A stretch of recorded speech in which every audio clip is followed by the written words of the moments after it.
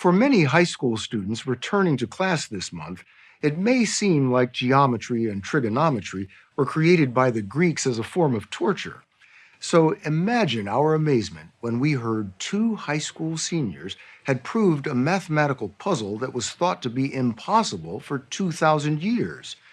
We met Kelsey Johnson and Nikiah Jackson at their all-girls Catholic high school in New Orleans. And as we first reported this past spring, we expected to find two mathematical prodigies. Instead, we found at St. Mary's Academy, all students are told their possibilities are boundless.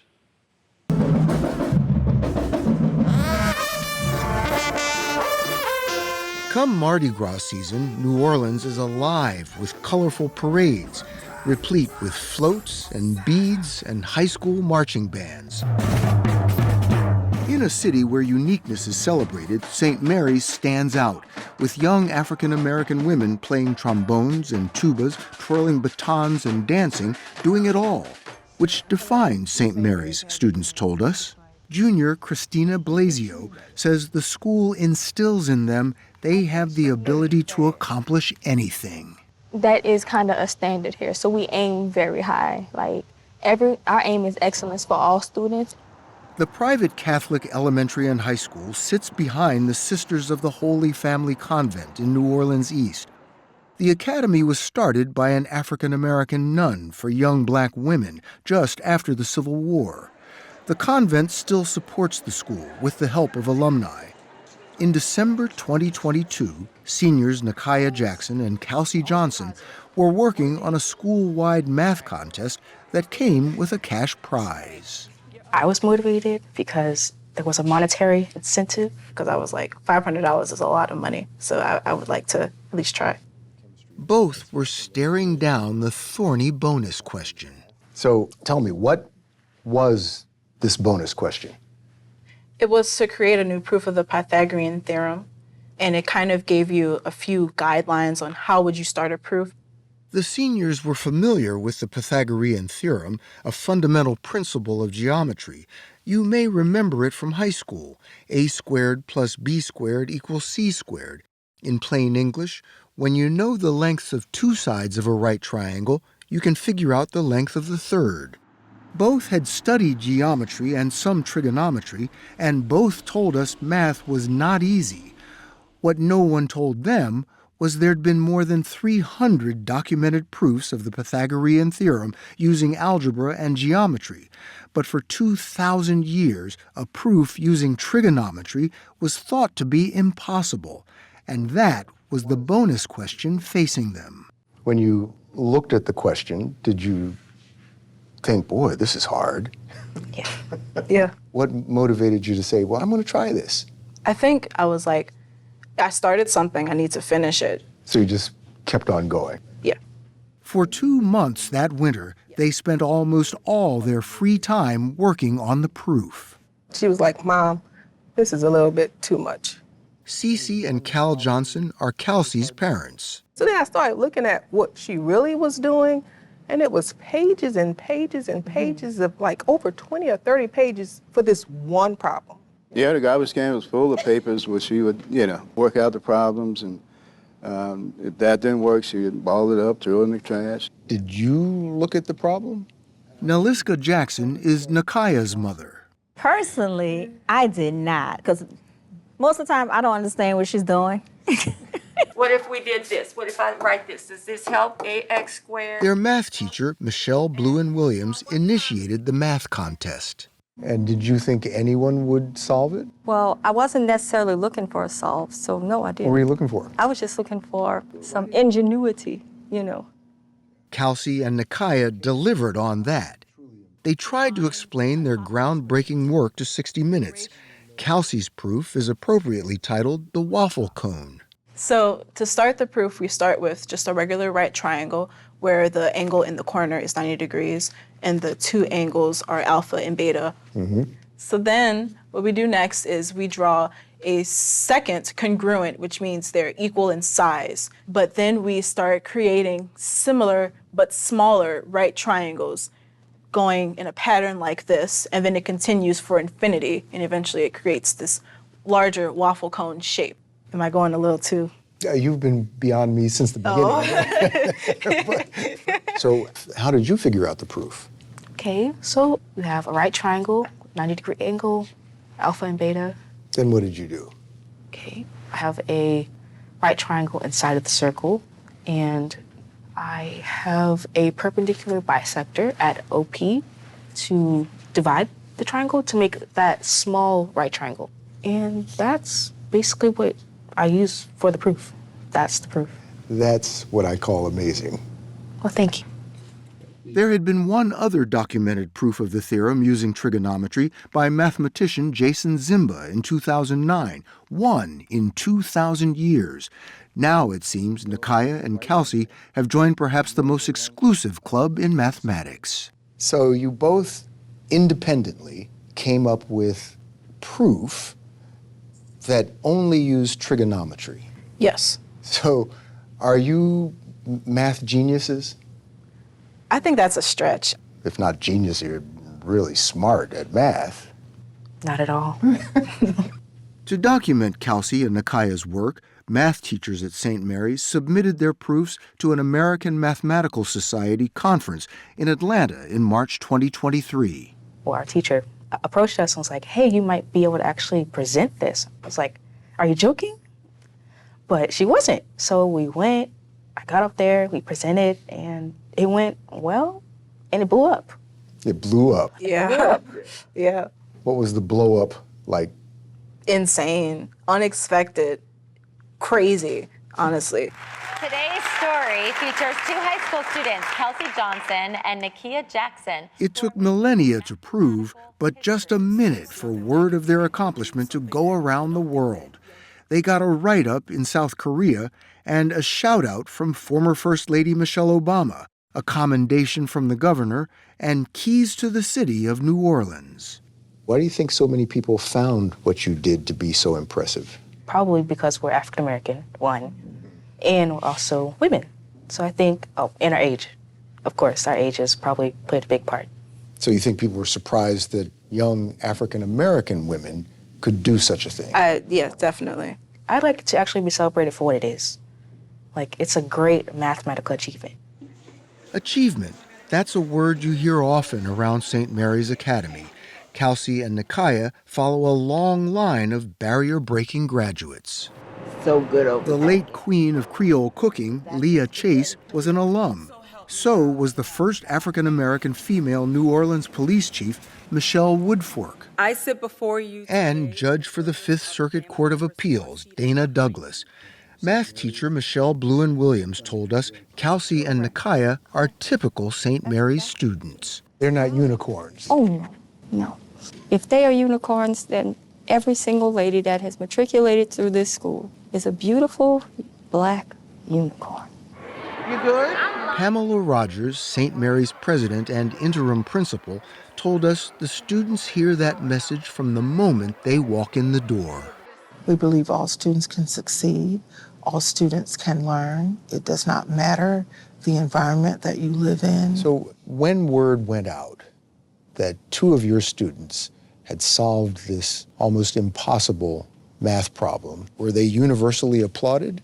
In this community, they were greatly applauded. Across the country, there were many naysayers. What were they saying? They were saying, oh, they could not have done it. African Americans don't have the brains to do it. Of course, we sheltered our girls from that, but we absolutely did not expect it to come in the volume that it came. And after such a wonderful achievement, people have a vision of who can be successful. And to some people, it is not always an African American female.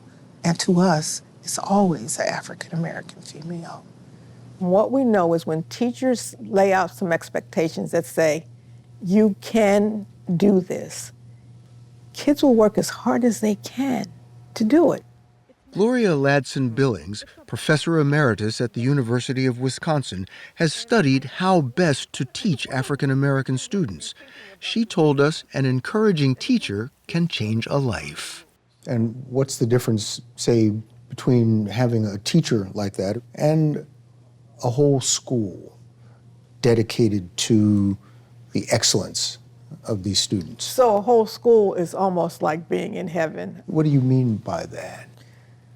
Many of our young people have their ceilings lowered, that somewhere around 4th or 5th grade, their thoughts are, I'm not going to be anything special. What I think is probably happening at St. Mary's is young women come in as perhaps 9th graders and are told, here's what we expect to happen, and here's how we're going to help you get there. Who is the author of this story? At St. Mary's, half the students get scholarships subsidized by fundraising to defray the $8,000 a year tuition. Here, there's no test to get in, but expectations are high and rules are strict. No cell phones, modest skirts, hair must be its natural color. Students Raya Sadiq, Summer Ford, Carissa Washington, Tatum Williams, and Christina Blasio told us they appreciate the rules and rigor. Especially the standards that they set for us. They're very high, and I don't think that's ever going to change. So is there a heart, a philosophy, an essence to St. Mary's? The sisterhood. Sisterhood. The sisterhood. Yes. And you don't mean the nuns, you mean I mean, yeah. you. So when you're here, there's just no question that you're going to go on to college. College is all they talk about. And Arizona State University. Principal Rogers announces to her 615 students the colleges where every senior has been accepted. So for 17 years, you've had a 100% graduation rate and a 100% college acceptance rate. That's correct. Nakaya Jackson. Last year, when Nakaya and Kelsey graduated, all their classmates went to college and got scholarships. Nakaya got a full ride to the pharmacy school at Xavier University in New Orleans. Kelsey, the class valedictorian, is studying environmental engineering at Louisiana State University. So wait a minute. Neither one of you is going to pursue a career in math? No. I may take up a minor in math, but I don't want that to be my job. Yeah. People might expect too much out of me if I become a mathematician. But math is not completely in their rearview mirrors. This spring, they submitted their high school proofs for final peer review and publication, and are still working on further proofs of the Pythagorean Theorem. Since their first two, We found 5, and then we found a general format that could potentially produce at least 5 additional proofs. And you're not math geniuses. No. I'm not buying it.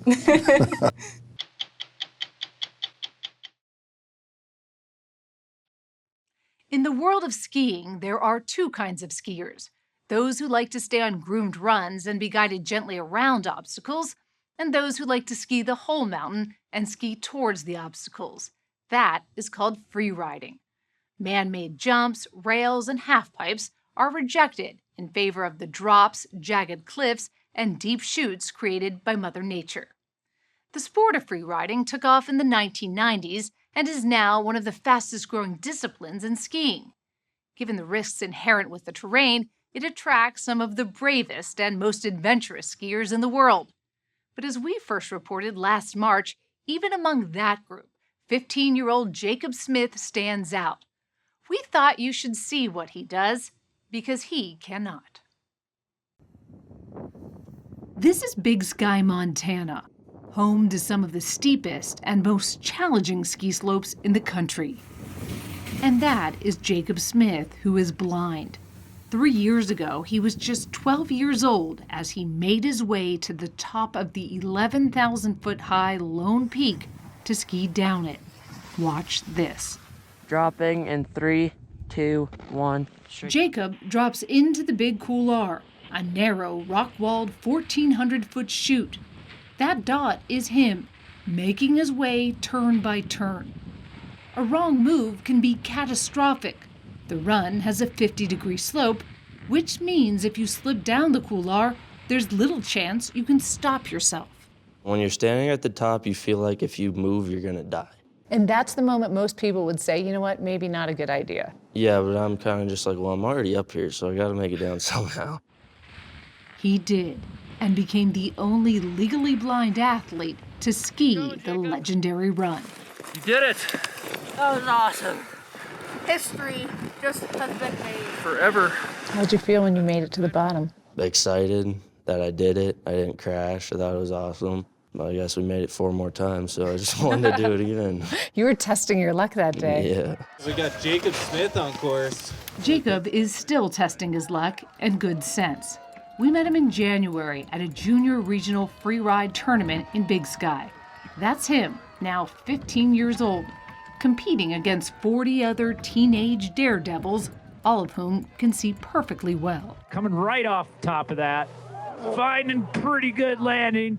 This time, the background for all the competitors' spectacular experiment with gravity was another triple diamond chute, appropriately named DTM. DTM stands for? Don't tell mama. It is an insane run, like a 45-degree slope. Yeah. Do the judges give you any slack for being blind? No, 0. Do you think they should? No, I don't. I want to be treated normal so I compete with other sighted skiers. It's not an insignificant difference. We worked with his doctors and our graphic artists to show roughly what Jacob can see on a run. He has extreme tunnel vision and no depth perception on top of that. It's blurry. His visual acuity is rated 2800, 4 times the level of legal blindness. Think of the big E on the eye chart. He would need it to be blown up 4 times in order to see it from 20 feet away. Fantastic ski technique. You wouldn't be able to tell he's visually impaired. So how does Jacob ski like this? His family keeps him on course. Go up with your right ski really far. On competition days, his little brother Preston patiently helps him hike to the top of the venue. It's so high, the lifts won't take you there. First down, down, perfect, keep going. Then his father Nathan helps him get down. Nice turns. Jacob has a 2-way radio turned up high in his pocket. His dad is on the other end at the base, somehow, calmly guiding him down. Okay, right. It's on me to make sure I don't let him down, that I get him in trouble. You know, that I have to guide him through narrower chutes or not go off a cliff. You have to be his eyes. Yeah. And there can't be a delay. He can't say, "Are you sure, Dad?" Nope. Have you ever missed it? Have you ever said, "Oh gosh, I forgot to tell him about that," or "I didn't see that"? Oh, yeah, all the time. But his adaptation is pretty amazing. How much do you trust him? Well, I mean, enough to turn right when he tells me to. Jacob's just putting his all into my dad's voice. It's crazy. Skiing, just listening to someone turn there, turn there. Could you ski like that? It's like closing your eyes, basically. It would be so hard. Jacob's siblings are all competitive skiers. That's Andrew, who's 17, doing a 360. Preston is 14, and Julia is 12. Do the other competitors know that he's blind? Some do, but they always announce it over the intercom that blind skier Jacob coming down the hill. He is the only ever, I have to say, blind skier. That's when everyone turns and looks. Oh, it's a miracle. Look at him. Would you know if you didn't know? He's such a good skier for legally blind. Everybody's they just get mad at him if he's in the way. If we tell anybody that he's legally blind, then nobody believes us. They just give us a bad look. Jacob was born with vision. Soon after he learned to walk, he was on skis. Family vacations were spent bombing down the trails in Big Sky with his family. But it was back home at their ranch in North Dakota that an unexpected obstacle changed Jacob's life. He started getting headaches and began bumping into things. He was 8 years old. I ran into a wall or something that my mom saw, and then it was 2 days after I went to the eye doctor, and he took one look at my eyes, looked at my mom, and then just asked which hospital you want, because my octave nerve was swelling and bleeding. Did you have any sense that things were going wrong up until that point? No. That day, Jacob was flown here to the Masonic Children's Hospital in Minneapolis, where he underwent an emergency 12-hour surgery after an MRI revealed a cancerous brain tumor the size of a softball that was crushing his optic nerve. It's the scariest thing I've ever seen in my life. it looked like half his brain was a tumor. So at that point, you're not thinking, I'm worried he's going to lose his vision. You're thinking, I'm worried losing he's my not gonna-" child. You're going to lose your child. I'm going to bury a kid. In that first surgery, doctors removed enough of the tumor to relieve the pressure on Jacob's optic nerve to stop his vision from continuing to deteriorate. Here he is, leaving a message for his siblings a few days later. I miss you all a lot. I really, really do. I'm just getting my vision's getting better. I'm coming home and I'm really excited. But Jacob would need 3 more major brain surgeries over the next 3 years, all before he was 12 years old. My head feels okay? Each time with an extensive rehabilitation. Did you ever get down about it? Like I did, but at the same time, I just prayed a lot. When you were praying about it, were you praying this will be over? Were you praying I want to get my vision back? Or were you praying I'll stay alive? That I'll stay alive and that'll get through it. And that's what happened. Finally, in 2017, a course of radiation eradicated the cancer and Jacob got a clean scan. But his doctor said the radiation increased his lifetime risk of another brain tumor by up to 30%. Right now, the tumor that we originally targeted is gone. You know, so far so good. It doesn't sound like you've exhaled. I don't think you ever exhale. Because there's always the what if. You know, when you get put into that situation that you never felt you ever should have been or expected, I don't think you're ever going to exhale and go, we're done. Whose idea was it to return to skiing? Well, my dad's. Turn and go straight through it. So we came out here and we kind of just tried it out.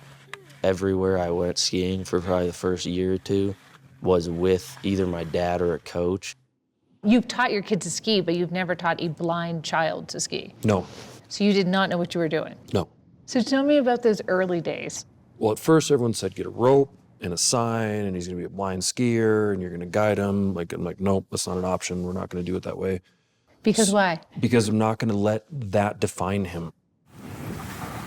Father and son admit they're trying to carve their own path, sort of figuring it out as they go. Jacob says he's learned to listen for danger, other skiers, the churning of a lift, or icy conditions underfoot. Andy says he remembers many of the runs from when he could see. Can you feel your way down a run you didn't go on before you lost your vision? I mean, yeah, I can, and I've done it. And how does it work out? It's pretty scary, and sometimes takes me a little minute. That's got to be terrifying. You get used to it. How many crashes were there in those early days? I don't even think I can count that high.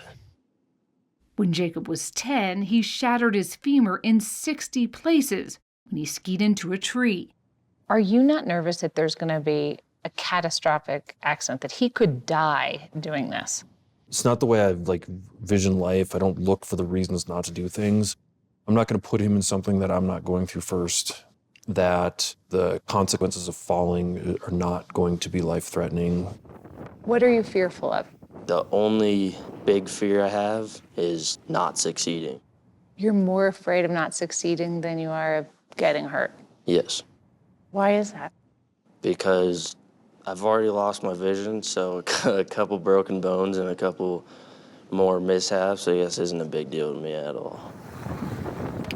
Clearly he's fearless. As a parent, are you not fearful? He's not reckless. He knows his limitations. I think he has the ability to ski anything on the mountain, but he's not going to go try to do it by himself. He wants to be with somebody he wants to trust. He won't ski with people he doesn't trust. Nathan said Jacob is cautious about skiing and competing on low visibility days, when he can see even less than usual. Still, he finds a way of keeping up with his siblings. They are an enviable pack on the mountain. Do you see him being super plugged into everything else, right? To the sounds. He was saying he hears the lift, the snow. Yeah. What do you see? His hearing is very he chooses what he wants to hear. So What do you mean? there's times at home where he'll be like, you could say his name 1,000 times and he'll pretend like he didn't hear one word. But then skiing, it's like you could like flick and he'll like just turn, you know. On competition day, Jacob suits up and sends it. Dad, drop in 3, 2, 1. Finishing 19th out of 41 competitors.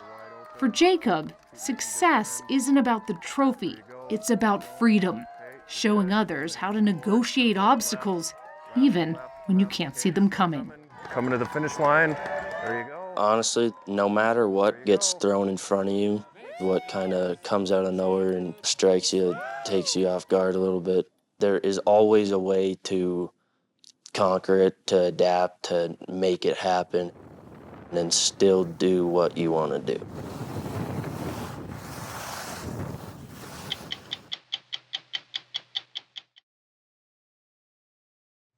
You can't wave a wand and make intolerance, hardship, and violence disappear, but you can use magic to try. We learned that after visiting a remarkable school in Cape Town, South Africa. It's called the College of Magic. While it's not an accredited institution, it is a real-life Hogwarts, a school filled with students ranging in age from 10 to 18 and, more importantly, reflecting South Africa. They come from privilege and poverty. Pick a canard, any canard, sleight of hand, juggling, ventriloquism, card tricks. You can learn it all at the College of Magic. But as we first reported 2 years ago, what the school really teaches is also the great superpower of magic itself, rethinking the limits of possibility.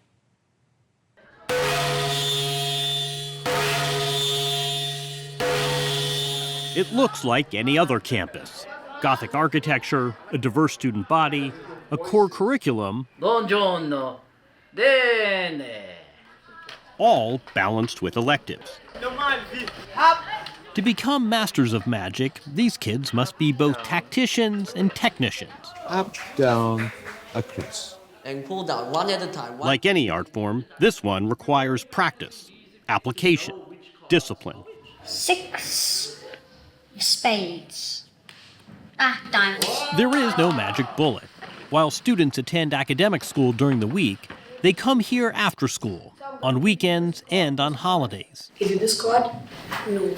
It takes 6 years to earn a diploma. 1, 2, 3. Sinatemba Bawuti is a teacher, a graduate, and himself now a practicing magician. He shows students the tricks of the trade. What is it about magic? What appeals to you so much about this? I didn't think that I would be doing this as a career or performing it, doing it to support myself. I want to put a smile on people's faces, make them happy, entertain them, break ice. That's what I wanted to do.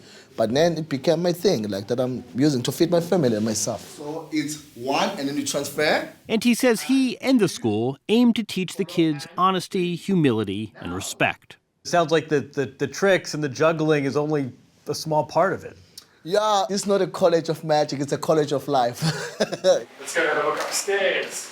For the revered dean and founder, David Gore, it's been 40 years since he stopped practicing law and pulled the ultimate bit of misdirection. Oh, wow. In his hometown of Cape Town, he opened a college, the only school of its kind devoted to wonder. I'm surely not the first person to make the joke. You gave up law to pursue a career of deception. I don't like to think of it as deception. We like to think of it as of illusion and wonderment. This is giving some of the game away. Gore's encyclopedic knowledge and love of magic fills the halls, quite literally. Contraptions and memorabilia trace the history of illusion. Even with all the sophistication around us, there's nothing more exciting than seeing a magician live and seeing something appear or disappear right under your nose. Well, what do you attribute that to? I think people genuinely are very interested in and curious about how the laws of nature can be suspended. And I think the magician offers that opportunity, that gateway to a world which we all would love to be part of, where gravity is always pulling us to planet Earth, where we can float upwards. It's a beautiful feeling. Nothing here is quite as it seems. On our visit here in July 2022, students were preparing for the annual Children's Magic Festival. We have a dress rehearsal. What do you think, turban or no turban? I like the turban. It's a good look.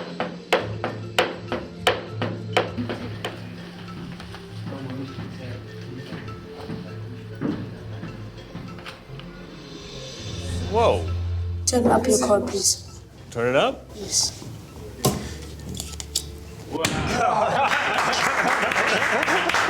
Very good. That was a winner. And coming to our close-up theatre. Come inside. Michael Barta has been teaching here for decades. I teach children how to use their hands. And this I do. Okay, I was juggling 3 balls. Somebody's taken my ball. The school was always conceived to go beyond hocus pocus. Is magic about what you see or what you miss? Barta thinks it's both. So how many balls do I have? Magic develops skepticism and curiosity. Those 2 things are needed in education. But that's great. You come here, there's a healthy skepticism. How did he do that? Yeah. And it's mixed with this curiosity, this wonder. Exactly. How did he do that? I know. How did he do that? Wow. This one's spinning around. From the school's beginning, it reflected a cross-section of South Africa. Now, as then, students come from the most wealthy suburbs and from Cape Town's most impoverished townships. Duma McCorkey's day starts at dawn in the tin shack he shares with his grandmother and aunt. Duma's mother was murdered 4 years ago. The sprawling shanty town, like so many others in the country, is pocked by violence and drugs. Some of them are carrying guns, and some of them are carrying knives, like busy robbing old people, like being on drugs and stuff. So like, I have to be indoors because hey, gunshots. You're describing gunshots and knives and drugs and gangs, and you come here, it must be a bit of a relief. It helped me a lot. Like, it saved me from doing those stuff because I became an artist and like, I became to take care of myself. You say artist? Yeah, you're a magician, you're an artist because it's art. Yeah. In the townships, you don't come across many bow ties. So when Duma passes by, he draws attention. A quick bit of whiz. And gee whiz.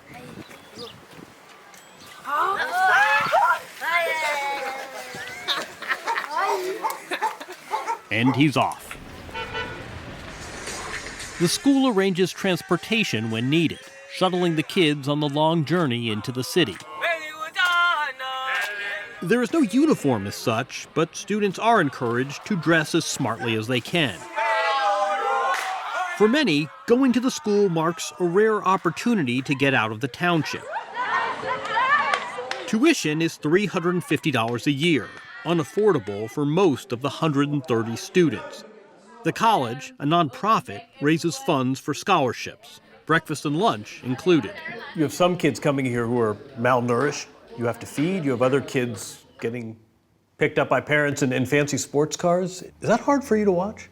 Yes, I think it's an important part of our nation building and for understanding that young people get to understand how each other is living and how we think and how we approach life. Because these are going to be the young people who are going to drive this nation forward. I could see some people watching this saying, this College of Magic is all well and good, and you're teaching kids to make coins disappear, but why aren't you teaching them coding or something more practical? I think the most important skill in the 21st century is going to be imaginative thinking, because no matter which career you select to go into, it's going to no longer be your knowledge around that, because that knowledge is so freely available now on the internet. It's going to be how you use that knowledge. And there's no better topic or subject than magic to explode the whole idea of imagination.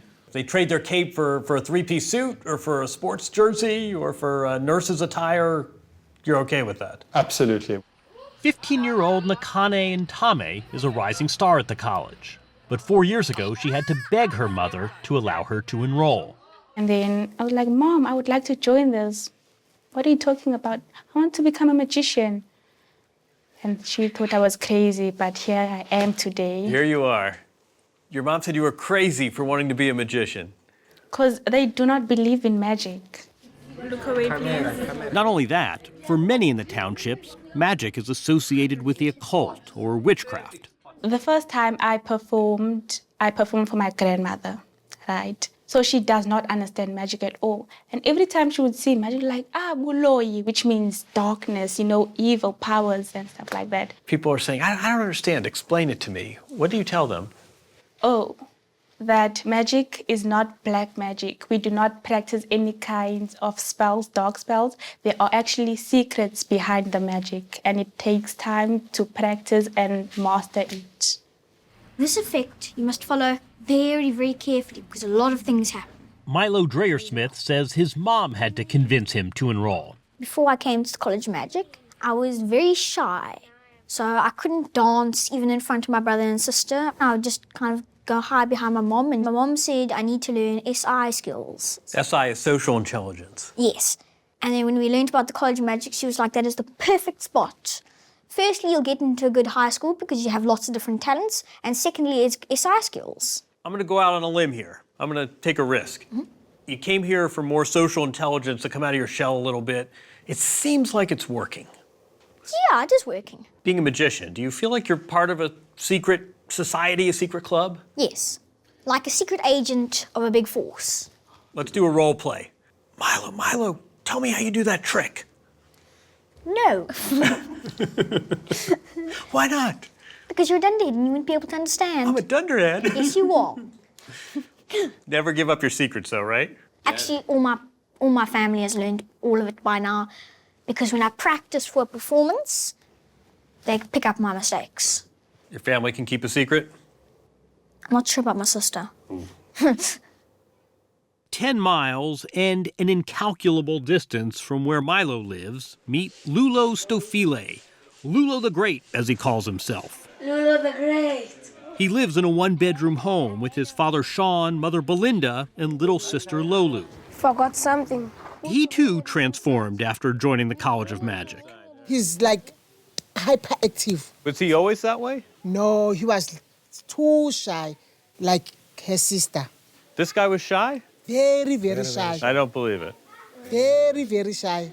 But for Belinda and Sean, magic is more than a tool to get Lulo out of his shell. It might also be his path out of poverty. Bravo. I said to Lulo each and every day, continue with your magic. Continue with your magic. Yes. Yeah. Fly wherever you want to go to. It's your life, it's not my life. But the only thing that I want from you is to succeed. To succeed in life. Succeed in life. That's it. One day, I'm gonna be a famous magician. One day you're going to be a famous magician. Is that what you want? Yes, and it will happen. 3, Lulo. But first things first, tomorrow is the Children's Magic Festival, and Lulo can barely contain himself. What's the goal tomorrow? The goal tomorrow is to show people who I am. I'm Lulo the Great, the juggler, spinning rings, all that stuff. Cards, juggle, dancing. What doesn't Lulo the Great do?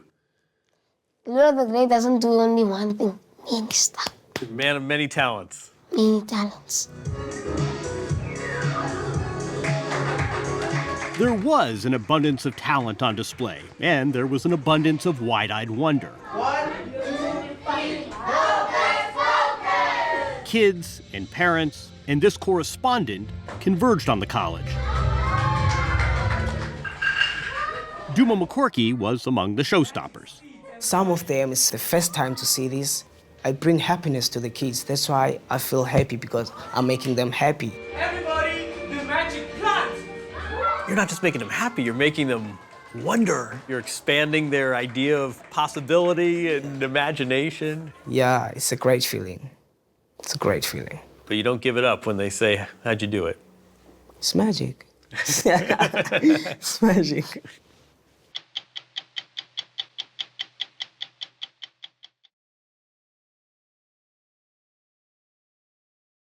It sounds like the setup for a joke.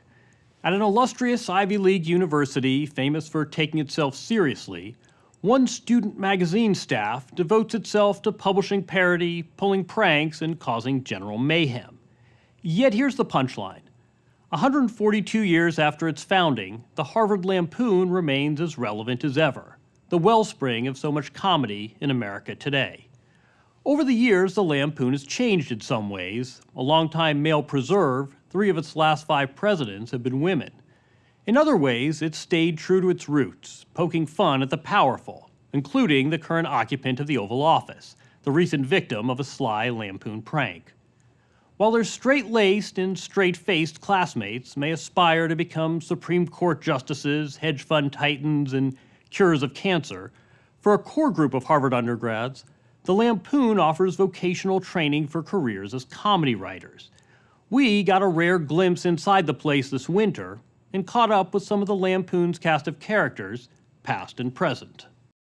A winter night in Cambridge, Massachusetts. As the temperature drops, a line of undergraduates forms outside the castle at 44 Bow Street. This is the headquarters of the Harvard Lampoon, part comedy magazine, part secret society. And these students want in. Akin to rushing a fraternity, the pledges are called compers for the competencies they'll have to demonstrate before landing a spot on the magazine staff and literally scoring keys to the castle. Come on, compers, right up. The first test, can they make their upperclassmen judges laugh? Make room for the cameraman, please. Our cameras were invited into the castle library to watch upperclassmen put compers on the spot. And right off the bat, Lampoon staffers seized the opportunity to poke fun at us, too. Using a fake microphone, they subjected compers to spoof TV news interviews. Action. So, in the 4th grade... Prodding them to tell their best stories and playfully reminding them of our presence. 30 minutes, I had a bottle of whipped cream with me. Wait, 30 minutes or 60 minutes? It's a But the real criteria for admission here, applicants must be funny on paper. They submit 6 pieces of humor writing to be critiqued by Lampoon members, including Liana Spiro, the current Lampoon president. It's a whole semester of writing comedy and then having other people earnestly read it and spend a lot of time, telling you what they think about it. I believe in it strongly. I think people are funnier by the end. But only the funniest survive. Out of about 100 pledges last semester, 6 compers made the cut. The semester before that, only 3. The initiated will see their name on the masthead of the Harvard Lampoon, an eclectic periodical full of original illustrations and niche advertising. One recent issue on the theme Just Friends, those 2 words no college kid ever wants to hear, includes a dialogue piece on chance encounters, a comic about phone etiquette, and, in a typical random beat, an ode to TV meteorologists. The Lampoon is published 5 times a year, with a circulation barely extending beyond Harvard's gates.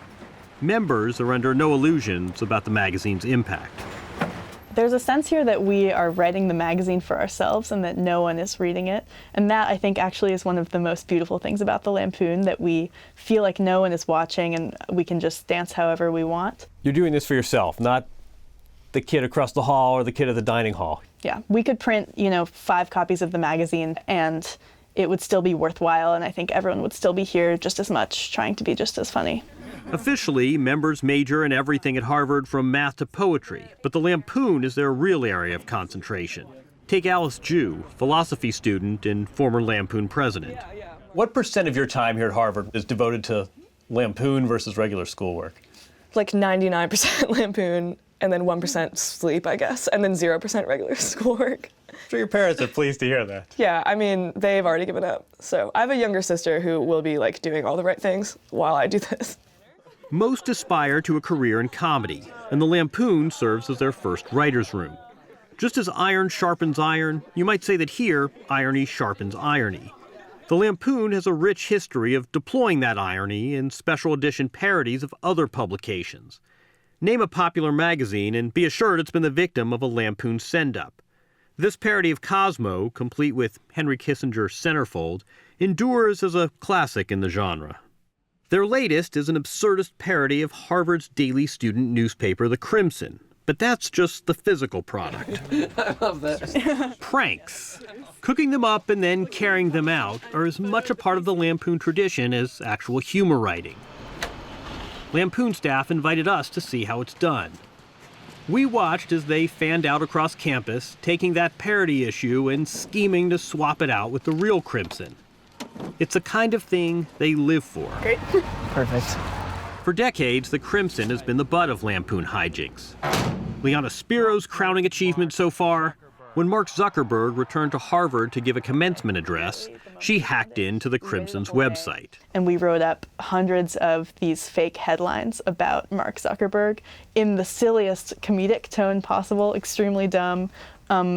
Basically, the crux of the humor was just changing his name to like Mink Zinkeltonk, like over and over again. Our amusement went unshared by the Harvard Crimson. How upset were they? They were fairly upset.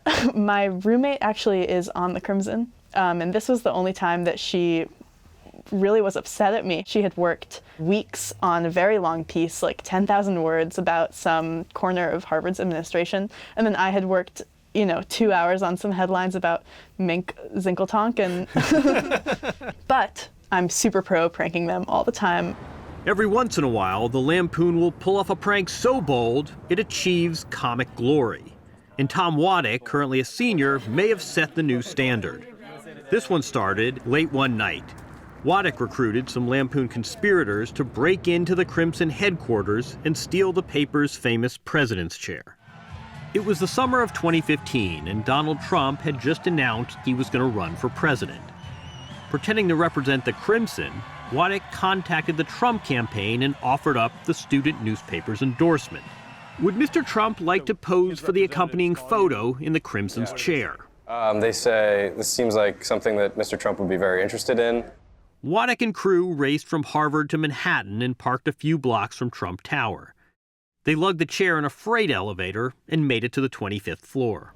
By the way, the chair's about like 150, 200 pounds, so it takes like 2 or 3 people to carry it anywhere. With an eye on the chair, Trump welcomed students he believed to be Crimson editors. It was very nice. He had his hair fixed. While you were there?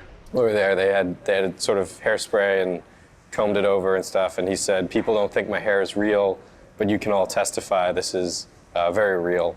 Once the cosmetics were complete, it was time to capture the moment. So he said, everyone do the thumbs up, so we're all doing his sort of signature thumbs up around him, and I was just like, we got it.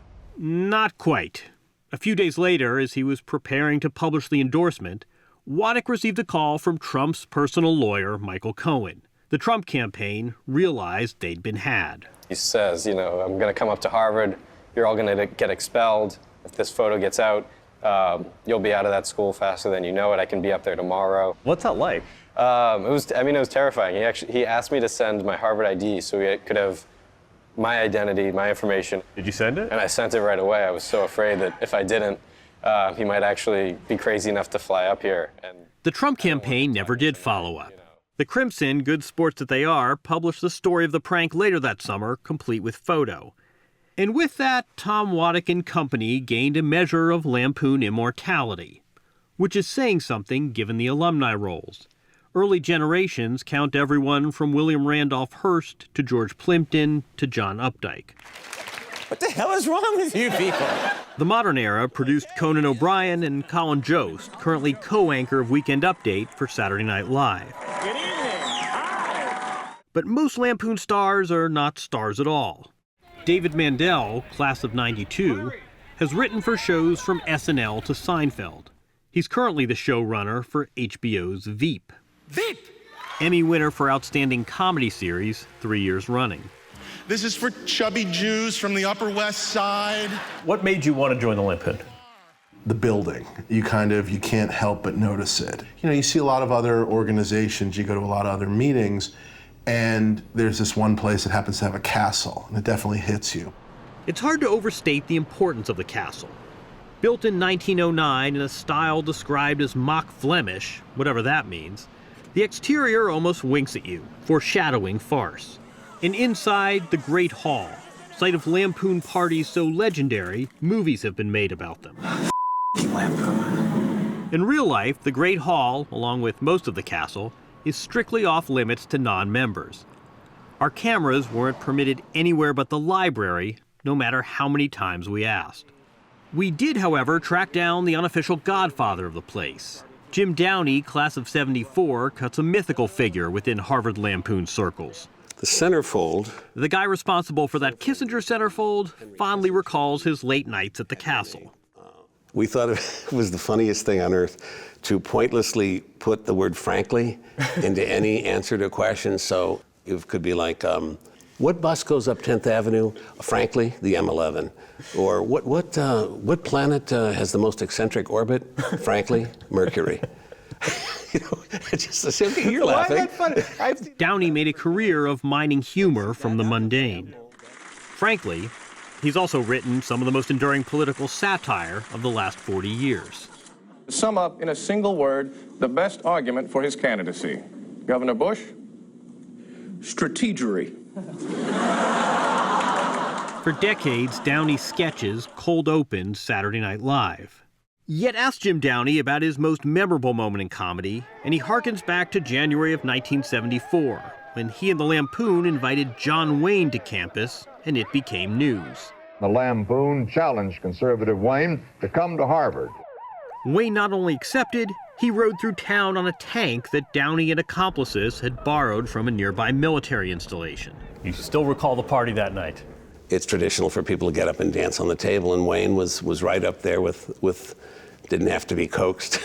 Downey's most lasting contribution, he opened an employment pipeline, hiring and referring countless Lampoon alumni who now fill writers' rooms at shows from Curb Your Enthusiasm to Silicon Valley. Al Jean, class of '81, came through the Downey pipeline and now runs The Simpsons, the longest-running comedy in television history. Half his writing staff is former Lampoon.